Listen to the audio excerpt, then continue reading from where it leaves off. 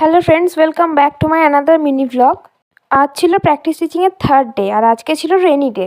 তোমরা নিশ্চয়ই শুনেছো যে রেনি ডের দিন ছেলেমেয়েরা একটা দুটো ক্লাস করে মিড ডে মিল খেয়ে বাড়ি চলে যায়, কিন্তু কোনোদিন এটা শুনেছো কি যে কোনো টিচার একটা ক্লাস করিয়ে মিড ডে মিল খেয়ে বাড়ি চলে যায়?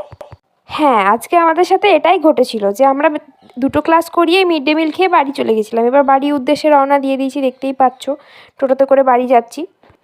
দেন এবার বাড়িতে এসে বানাতে শুরু করেছিলাম মাছের ব্যাটার ফ্রাই, যেটা আমি ফার্স্ট টাইম বানিয়েছিলাম। একদম অনেস্ট রিভিউ দিচ্ছি বন্ধুরা, জীবনেও ভুলে বাড়িতে বানাতে যেও না।